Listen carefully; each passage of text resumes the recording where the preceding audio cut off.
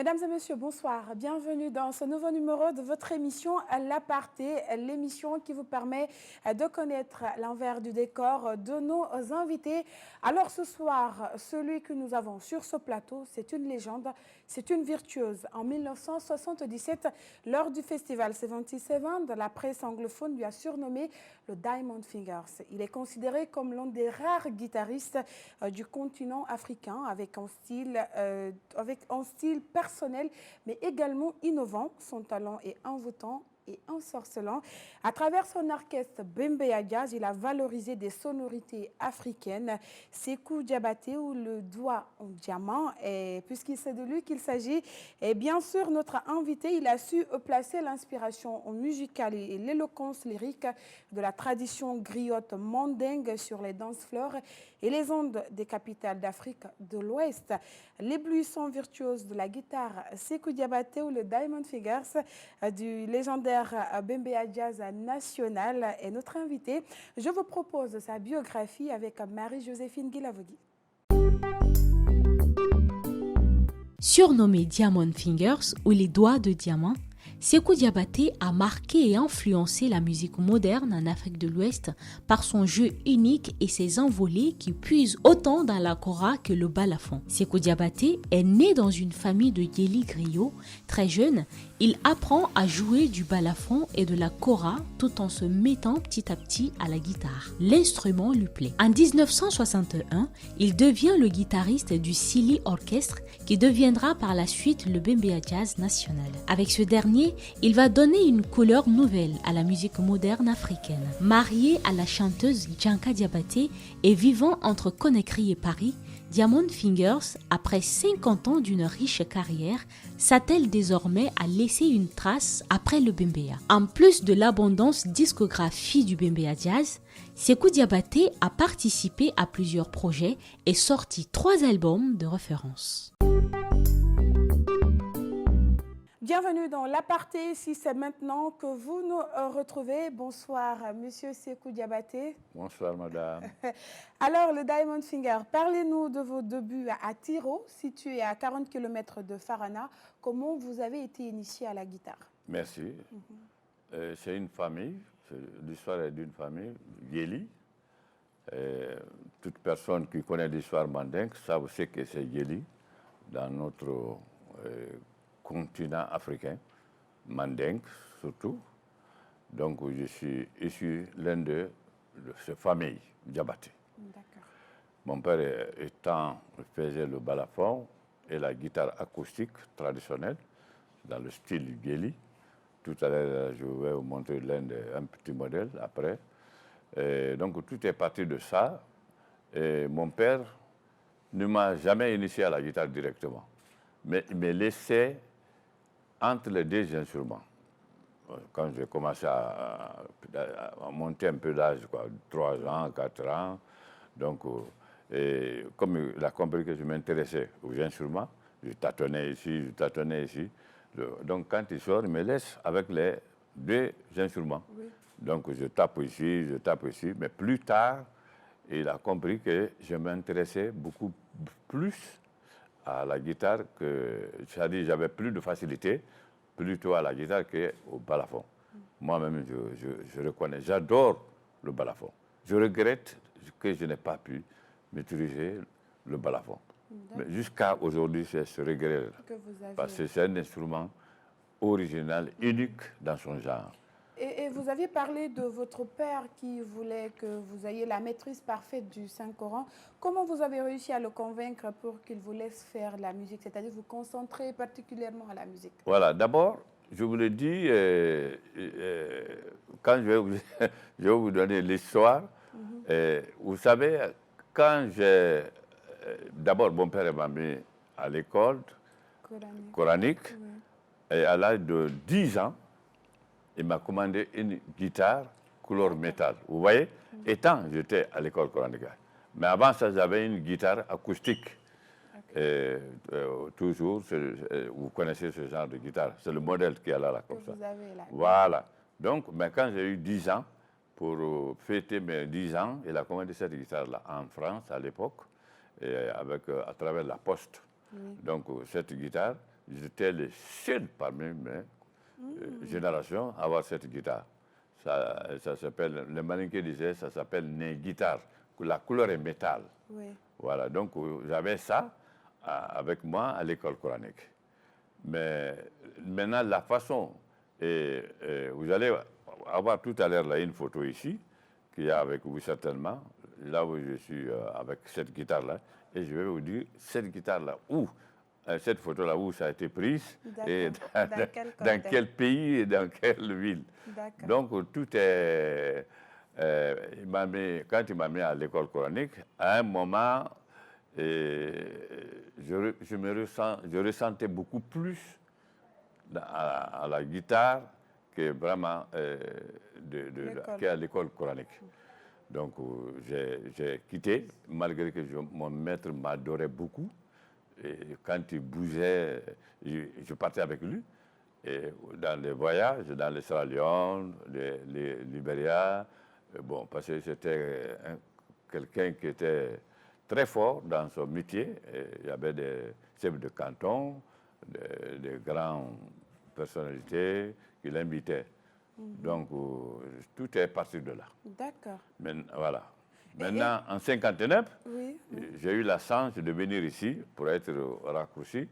Et j'ai eu la chance d'être dans ma famille, Mpaye Sidikiba Diabaté. C'est un ami c'est-à-dire l'ami de mon père, son fils, j'étais à Tiro. Donc, lui, en venant à Conakry ici, il a demandé que je vienne ici.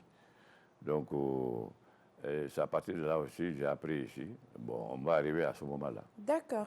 Et dans votre récit, moi, je suis une de vos interviews, vous avez dit que Papa Diabaté est celui que vous a vraiment initié à la guitare, parce qu'à l'époque, c'était beaucoup plus la guitare traditionnelle que vous maîtrisiez. Comment s'est passée votre rencontre? Voilà, merci. Voilà, j'en venais là. Merci, c'est gentil.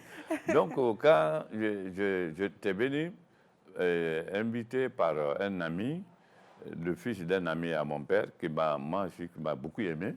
Et donc, lui, en venant ici, il a demandé à mon père que je vienne faire un séjour avec lui à Conakry. Bon, mon père lui a recommandé qu'il n'y a pas de problème de venir, mais qu'à un moment, qu'il y a mon père ici, Mpassi Kiba Diabaté, c'est son frère. Donc, il dit de faire tout, de voir Mpassi Kiba Diabaté. Et donc, chose fait. Et dès que je suis rentré dans la famille, je devais faire un petit moment là-bas après rentrer.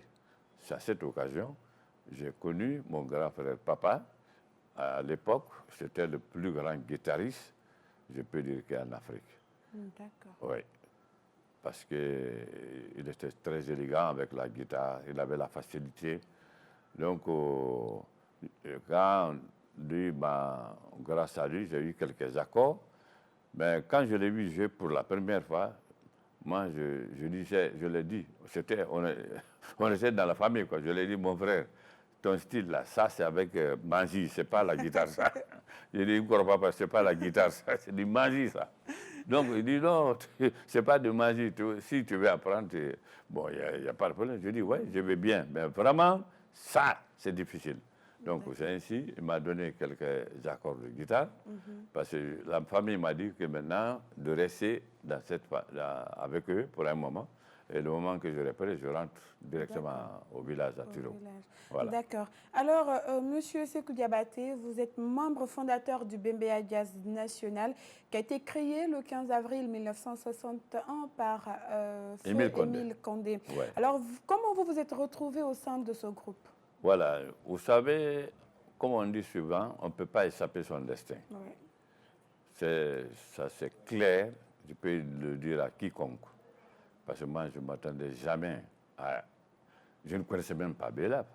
D'abord, quitter dans ma famille, et c'est le destin. Donc, moi, j'étais à Tiro, et Kisidou m'a envoyé une délégation de venir me prendre pour aller à Kisidou être guitariste là-bas, dans leur orchestre. Donc, ils sont venus me demander ça à mon père. Donc, je suis allé à Kisidou. J'ai fait un petit moment. Ben, malheureusement, on ne s'est pas entendu. Pourquoi? Parce que,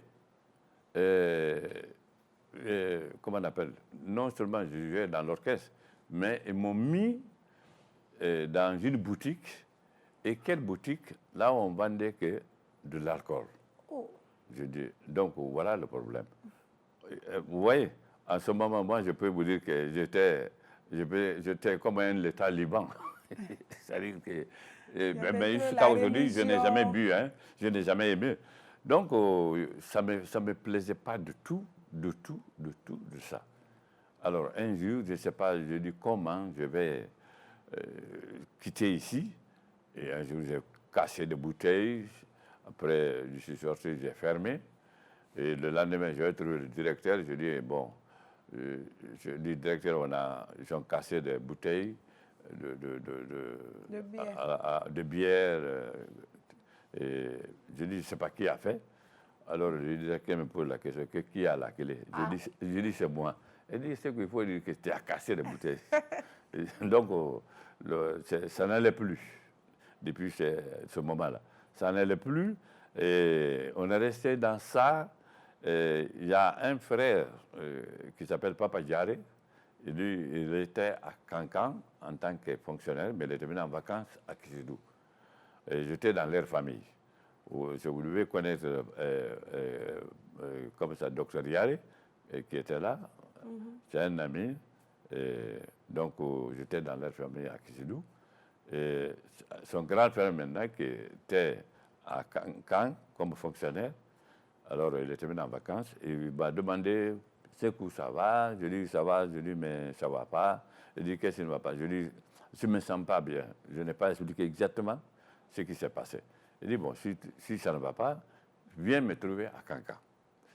Je viens à Cancan. Pour être bref, j'ai joué un jour dans l'orchestre avec l'orchestre de Balakala. Avec Balakala, il avait un groupe. Et à cette occasion, on a joué pour les jeunes, les étudiants. Donc, à cette occasion, moi, j'ai joué tout juste un morceau, mais ça a donné un écho extraordinaire.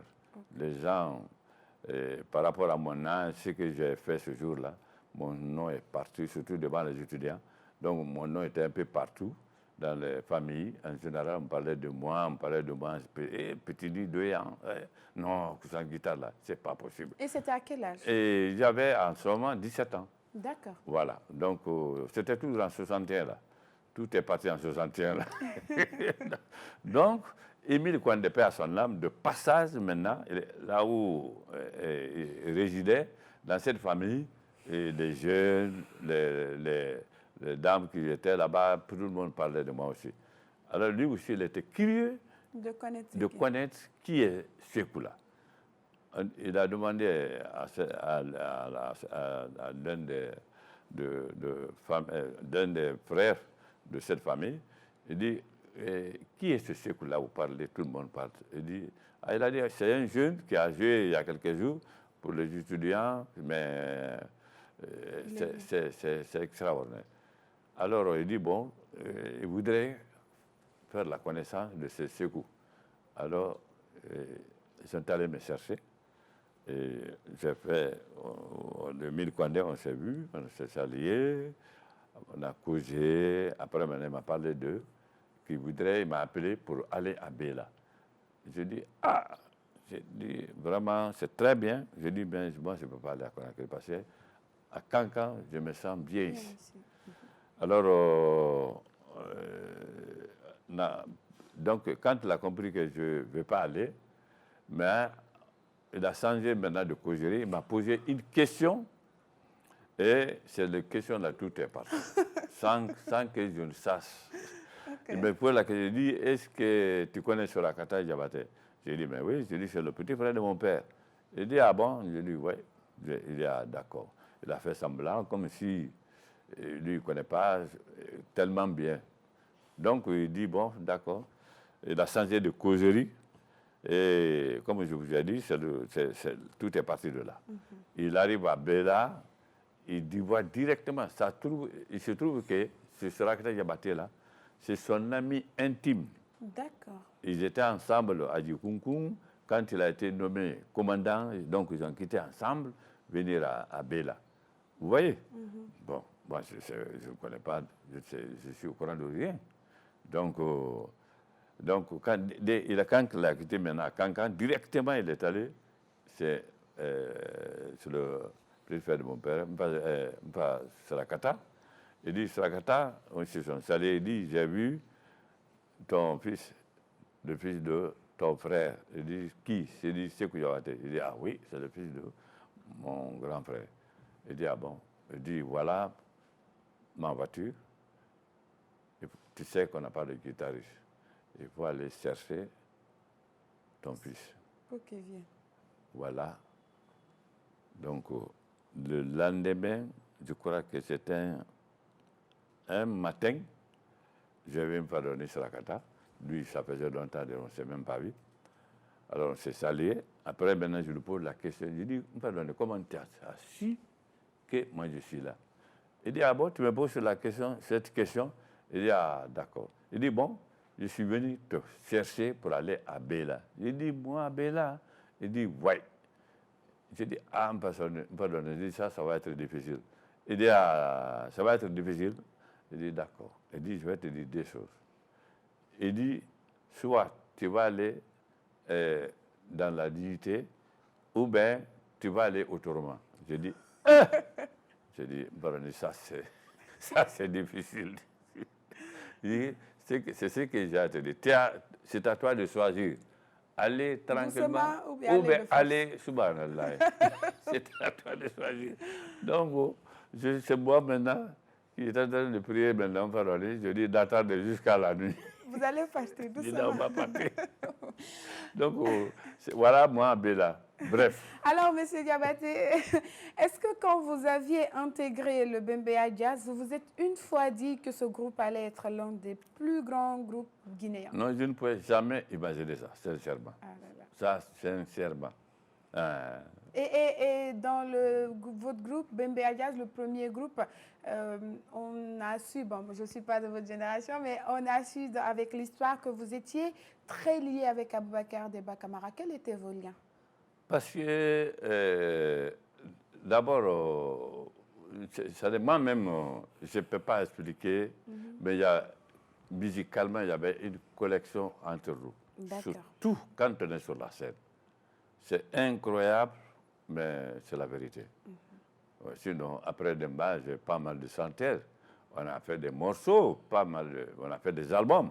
Mais avec Demba, quand on était sur la scène, c'est comme si quelque chose qui te dit fais ça, et quelque chose dit aussi à Demba, reprends à ça. Vous voyez, on était comme ça. Ça passait très rapidement. Voilà, sur la scène, c'était autre chose. Alors, en 6 avril, au phare des Mamelles, vous avez fait un accident de voiture où Demba est mort. Alors, vous pouvez revenir sur les événements de cette nuit? Voilà. Et comment on appelle ce événement douloureux, oui, tout à fait. Et un soir, on a quitté ici, on devait aller au Sénégal pour aller jouer, même soir. Donc, c'était par la compagnie, comment on appelle, russe, c'est une compagnie russe. J'ai oublié le nom. Donc, même soir, on devait jouer. D'accord. Et quand on est arrivé à l'aéroport, alors, moi, on a un ami qui était à l'ambassade là-bas, il s'appelait Mara. Et lui m'a dit, bon, on s'est salué. Il dit, bon, ce que si tu veux, tu prends ma voiture, tu prends quelques collègues. Ben, sinon, si tu veux, tu vas avec les autres. J'ai dit, mais il n'y a pas de problème. J'ai dit, je vais aller dans ta voiture. Donc, lui, il m'a laissé sa voiture. J'ai appelé Salifou. Tout juste, on voulait démarrer. Demba est venu en courant et il veut rentrer. Il est fatigué avant qu'on aille jouer. Il va se reposer à l'hôtel. Donc, nous, on a dit qu'on va d'abord. Là, on doit aller jouer, voir le matériel. Et après, on rentre maintenant à l'hôtel, manger, après maintenant laver, après, et là, on doit aller, pour aller jouer maintenant, on repart là-bas. Ben, il a insisté, il est rentré. Bon, quelques minutes après, c'était l'accident. Et il y avait, moi, j'étais devant, Salif lui, j'étais derrière. Est-ce que vous avez eu... Moi, j'ai eu une petite de blessure ici, à ma main et droite. Les autres? Salif avait un problème de rein. D'accord. Voilà. Donc, Demba, il était déjà mort. On peut le dire comme ça. Parce qu'il était déjà dans le coma. Et ce soir, comment vous vous êtes senti quand vous avez su que Demba est parti? Je ne sais pas ce jour-là. Je crois que c'était 2 ou 3 jours après. D'accord.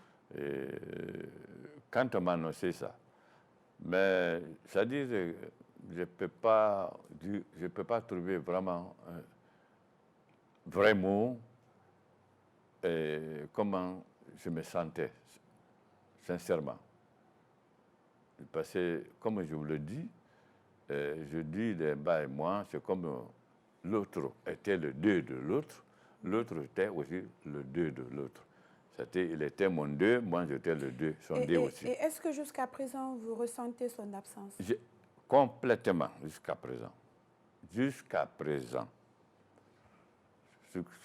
Surtout quand il y a des moments, quand on a de grands spectacles, souvent avec l'orchestre, automatiquement, il y a des émotions, ça m'arrive. Je me ressaisis seulement pour ne pas que les gens savent, tu vois, pour ne pas perturber le programme, la musique avec les autres. Et quel est le souvenir auquel vous pensez avec Demba? Quel est le souvenir qui est resté dans votre tête? C'est quand on était à Abidjan, devant les étudiants, le spectacle qu'on a fait là-bas, c'était en 72. Voilà. Ce jour-là, c'était un autre jour. C'était avec les étudiants, c'était un autre jour. D'accord. Incroyable. Difficilement, on a quitté dans la salle. Difficilement. Et comment? Ce jour-là, on peut... Chaque fois, quand on me pose la question, c'est la même chose. Parce que ça a été un succès incroyable. Incroyable. Donc, quand on a dit que le spectacle est venu, hop là, les étudiants ne voulaient pas entendre ça. Alors, difficilement, on a quitté. Vous avez quitté. Donc, ça c'est resté. Dans tout le temps qu'on a fait, un moment pareil, ce n'est jamais arrivé. Alors, vous le voyez, nous sommes dans votre émission L'Aparté. Et ce soir, nous avons M. Sékou Bembeya, Sékou Diabaté, le Diamond Finger, le membre fondateur de l'orchestre Bembeya Jazz, celui qui a envoûté des générations avec sa guitare. Il a hissé le tricolore guinéen partout dans le monde. Et je vous propose donc quelques extraits de ses concerts du Festival d'Alger en 1969 avec Aboubacar Demba Camara et d'autres tournées à Conakry, à Paris, jusqu'en Allemagne. Et ça sera à la place de votre rubrique J'avoue tout, exceptionnellement pour lui.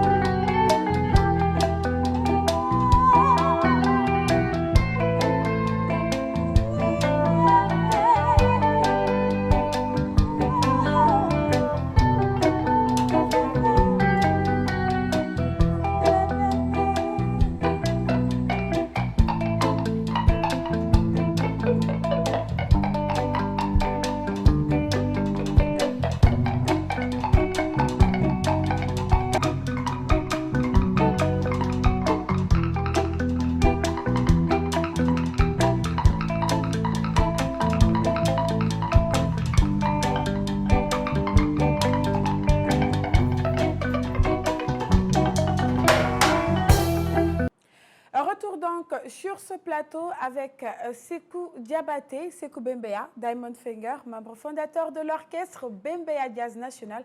À présent, nous allons avec les séances photos. Monsieur Diabaté, vous allez regarder des photos, vous allez défiler et nous dire quelles dates elles ont été prises et dans quel contexte également. Alors celle-là, elle a été prise en Sierra Leone.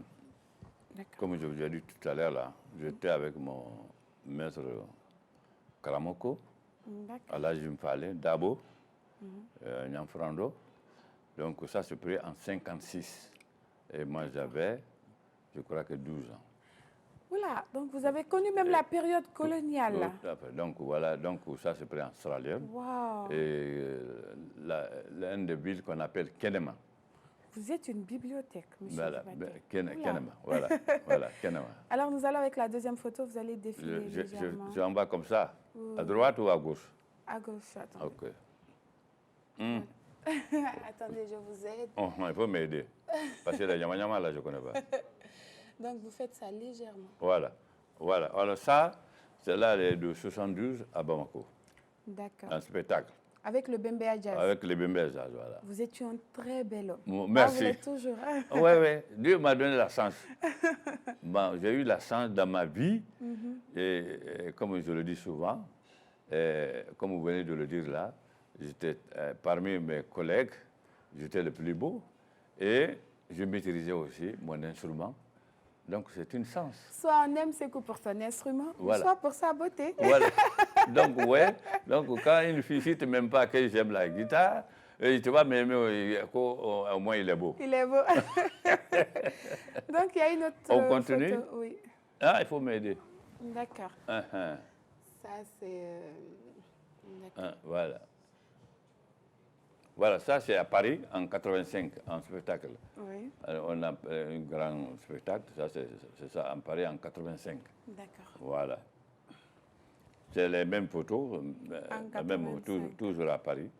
Voilà, mais enfin, en Europe, dans d'autres villes d'Europe. D'Europe. Voilà. D'accord. Bon, ça, donc ça, c'est fait à Conakry ici. Okay. Mais j'avais 20 ans. Oula, vous étiez super jeune. Voilà, ici j'ai 20 ans. Très, très, très bel homme. Pourquoi merci. je ne suis pas née dans cette génération? Voilà, on va m'assailler. On va faire m'assailler. Avec plaisir. Voilà. Bon, ça c'est la guitare hawaïenne. C'est toujours en 72. Ça, c'était dans quel pays? Ça, c'était, comment on appelle, ça? À Burkina. Au Burkina Faso. Voilà, parce que je fais la guitare hawaïenne. Et on a fait une tournée, quoi, Afrique de l'Ouest. On a fait Mali, Burkina, la Côte d'Ivoire. Après, on est rentré. Donc, c'était à cette occasion. Donc, c'était la même Oui, c'est le même moment. Alors, ça, c'est Bembeya premier, le membre fondateur. D'accord. Voilà. Si vous voulez, je peux donner le nom de tout le monde. Oui, bon, comme on est un peu talonné par le temps, c'est voilà. juste que je vois Aboubacar Demba. Voilà, voilà Aboubacar Demba ici, au premier point.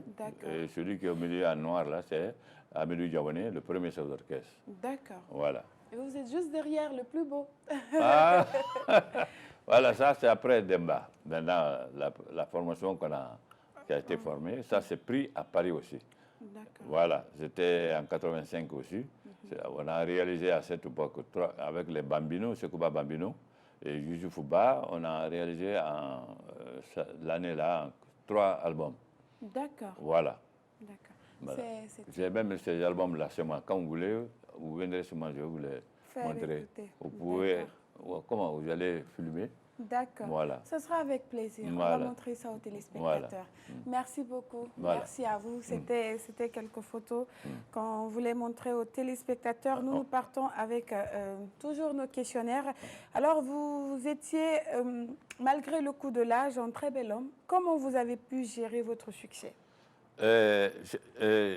Vous savez, je dis toutes choses, je peux dire que c'est une chance pour moi, sincèrement.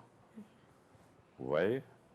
Mais le fait que j'ai fait un moment à l'école coranique, ça m'a beaucoup aidé. Ça m'a beaucoup aidé dans ma vie. Je peux dire que tout est parti de là. D'accord. Ouais, ça m'a beaucoup aidé. Oui, sincèrement. Vous avez vécu plusieurs générations, Monsieur Diabaté. Alors, est-ce que vous avez un regret dans votre vie? Bon, dans ma vie, je n'ai pas de regret. Le regret que c'est le fait que Demba a disparu très tôt. C'est le seul regret que j'ai dans ma vie. Et l'autre regret, on a perdu notre premier président aussi très tôt. Très tôt. Donc, il n'a pas Parce fini. qu'il était un très grand fan de Bembeya Voilà. Jazz National. Oui, c'est ça. Voilà les deux choses que j'ai de regret.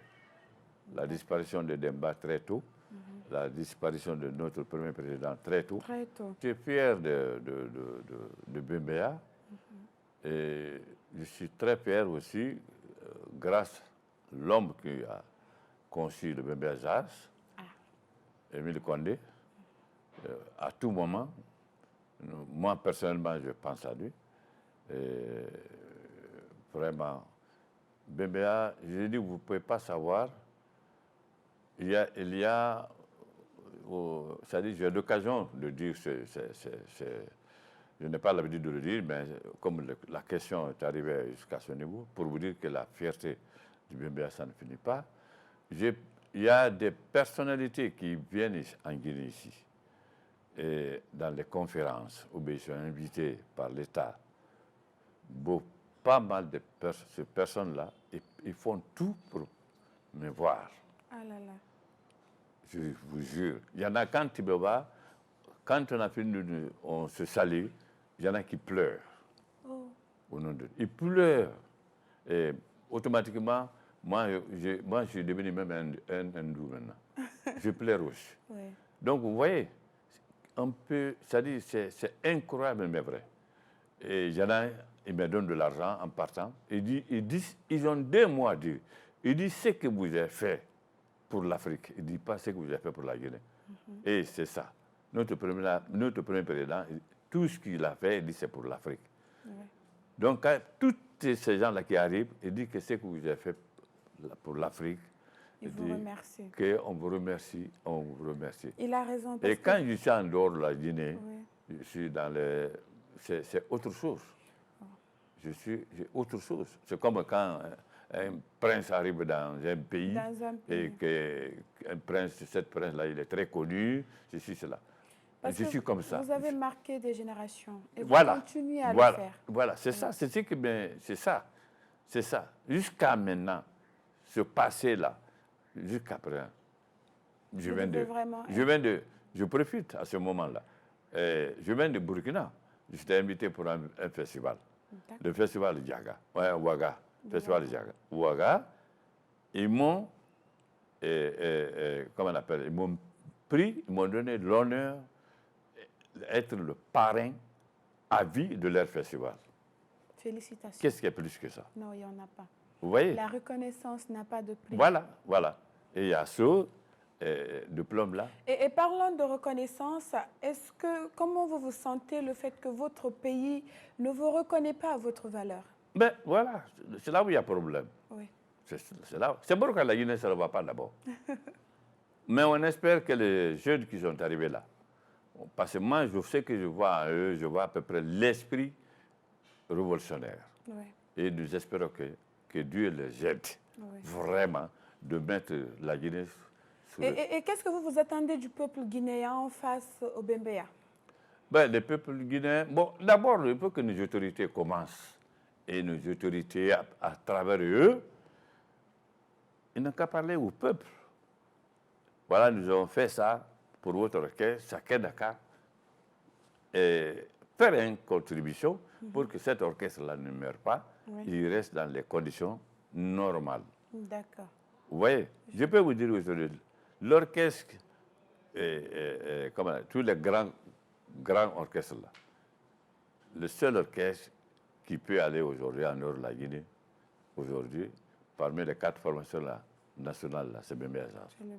Voilà, parce que je n'ai jamais accepté que cet orchestre-là meure. Alors, est-ce que, Monsieur Diabaté, est-ce que vous avez pensé à une autre génération du Bembeya? Si, est-ce qu'il y a une autre génération du Bembeya? Aujourd'hui, merci. Je peux vous dire, aujourd'hui, pour vous dire que jusqu'à tel niveau, par exemple, parce que personne ne peut penser à ça. après Sékou, ce que l'orchestre peut jouer. Oui. Bon, pour moi, ça passe devant moi. Aujourd'hui, l'orchestre peut jouer Sékou Bembe a assis avec la génération nouvelle génération. Est-ce que cette génération ressemble à votre génération? Non, ce n'est pas les mêmes. C'est pas la même chose. Chaque génération, en tout cas, ils ont la volonté de le faire. Mais au point de vue de don, chacun a son don dans la musique. C'est possible, ils vont faire mieux que nous, mais pour l'instant, en tout cas, ils peuvent reprendre nos répertoires sans problème. Alors, vous avez fait beaucoup de concerts, des centaines et des centaines. Quel est le concert qui vous a le plus marqué? C'est celle de Abidjan, là. Les étudiants ne vous ont pas laissé partir. Pas. C'était un autre jour. Difficilement, on a quitté. Alors, vous êtes marié à la chanteuse Dianka Diabaté. C'est Ouais. bien cela. Comment s'est passée votre rencontre? Bon, vous savez, familialement, on est liés d'abord. Et ce sont mes sœurs, Sayon et Sona, qui ont organisé ça. On se connaissait d'abord, comme ça, naturellement. Donc, c'est grâce à eux que ce mariage a eu lieu. Mais comment il a supporté un très bel homme comme vous? Ça devait être difficile. Comment il a pu gérer ça? Ah ben, comme elle aussi, elle est artiste. Oui. Bon, donc, elle comprend. Alors, ce sera certainement l'avant-dernière question. Avant de partir, Monsieur Diabaté, quel souvenir voudriez-vous que la future génération retienne de vous? Là, je pense qu'ils doivent savoir que j'aimais mon métier, j'aime le partage, j'aime les autres. Ces trois choses-là, je pense qu'ils vont retenir ça. D'accord. Et parmi vos enfants, est-ce que l'un veut choisir la même vocation que vous? Malheureusement pour moi. Pourquoi? Indépendamment de ma volonté. Sinon, vous auriez aimé Sinon, c'est mon plus grand souhait. L'un d'entre vous. Vous en avez combien? 3 garçons. Il y a 2 qui ont disparu. Donc, il reste un seul enfant. Ou Il y a bien il y a 3. des filles Non, il y a 3 garçons maintenant qui restent. qui restent. Ouais. Et personne ne veut prendre la vocation? Personne n'a touché même. Touché même, ils n'ont pas touché. Ils ne sont pas beaux comme Même leur père. Donc le garçon de Yanka. Oui. C'est Personne le ne dernier garçon, il n'a pas touché. Ils ont peur. J'ai tout fait. Ils ont peur. Voilà, Parce qu'ils se certainement. disent qu'ils n'auront pas le même succès que leur papa. Alors, Monsieur Diabaté, vraiment, ça a été un plaisir de vous avoir Le sur plaisir notre est plateau. partagé. Et tout le monde n'a pas la chance de voir Sékou Bembeya jouer en live. Donc, aujourd'hui, avant de fermer et clôturer cette émission, on aimerait à moins avoir un peu d'acoustique avec votre guitare. Avec plaisir. Voilà. Donc, vous allez imiter la musique que vous voulez. Voilà, ça c'est avec ça, donner tout la a démarré D'accord. dans le style traditionnel, Yeli.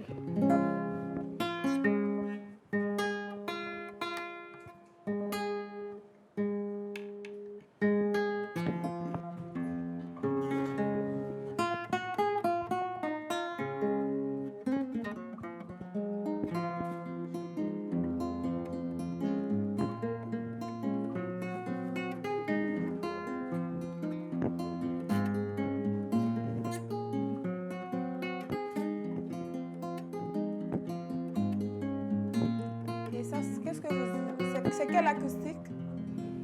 Ça, c'est quelle acoustique? Ça, c'est espagnol. D'accord. Voilà. Et une musique du Bembeya. Voilà. Ah oui, vous parlez de morceau. Oui, ça, c'est le titre s'appelle Horo Baneni Komundo.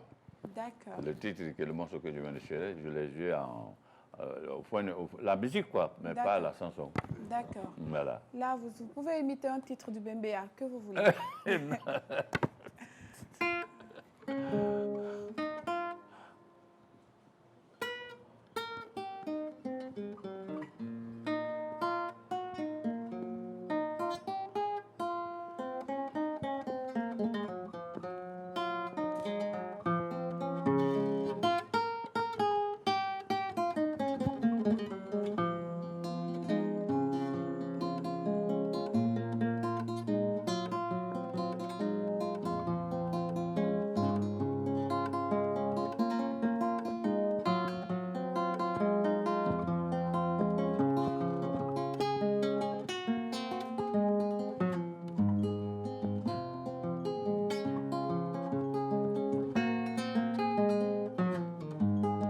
quel titre?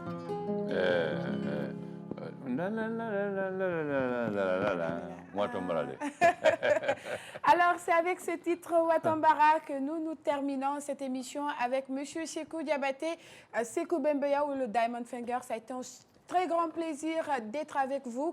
Merci à toute l'équipe de la réalisation, à toute l'équipe technique qui nous a accompagnés pour cette émission. Vous pouvez retrouver l'intégralité de cette interview en podcast sur notre page YouTube Joma TV ou également retrouver les moments forts sur notre page YouTube l'aparté-Joma TV. Merci à vous, merci pour votre attention. On se retrouve une très prochaine fois avec un nouvel invité. Au revoir.